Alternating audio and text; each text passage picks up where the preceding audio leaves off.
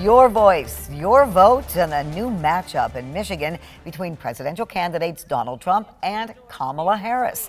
A new poll out today has them separated by just 1 percentage point, with nearly 10% of Michigan voters describing themselves as undecided. With that many people unsure of how they will vote, the future direction of the nation could be decided right here in Michigan. For that reason, the candidates will be spending a lot of time in our state. Tonight, 13 on Your Side's Nathan Lee takes a closer look at that poll and the campaign ahead of us. In a race for the White House, it's a dead heat. New polling showing how close the race may be in 5 highly contested swing states, including Michigan, where Trump is leading over the presumptive nominee Harris 46% to 45%. 9% of Michigan voters say they're undecided, the most out of the 5 states polled, making it even more important for the candidates. Today, organizers of Kamala Harris's Michigan campaign held their first event since Joe Biden dropped out of the race.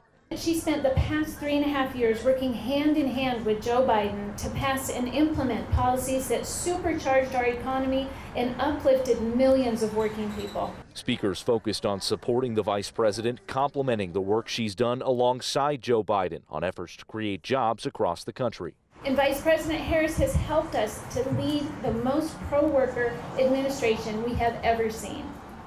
I know that she will build and strengthen our middle class because, as they say, we have the receipts. While criticizing former President Trump and his running mate J.D. Vance for their views on reproductive rights and his alleged involvement in Project 2025. That would give MAGA extremists control of our lives, our personal bodily autonomy, and more. And they would plan to make Trump and his friends even richer. I think not everyone knows about Kamala Harris yet. State GOP leaders disagree. The only assignment that she's been given as vice president is to be the border czar.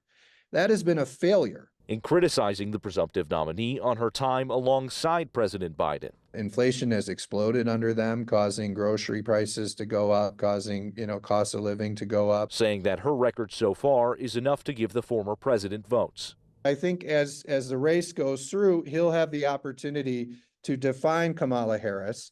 And the more people learn about her, I think her numbers will go down and will look much closer to what Biden's were when he dropped out. But for now, it's neck and neck on the campaign trail.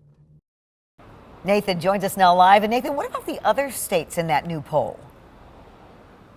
Well, Juliet, they're all extremely close. Those researchers at Emerson College polling said that there's a margin of error of about 3.5%. And if you notice, none of those states have a difference of greater than 3%. That means that all of them are effectively in a statistical dead heat. Now, as the campaign trail trudges along here, we'll likely see some changes to those numbers. So we'll make sure to keep you updated as we see those come in. Juliet. We will indeed. Thank you, Nathan.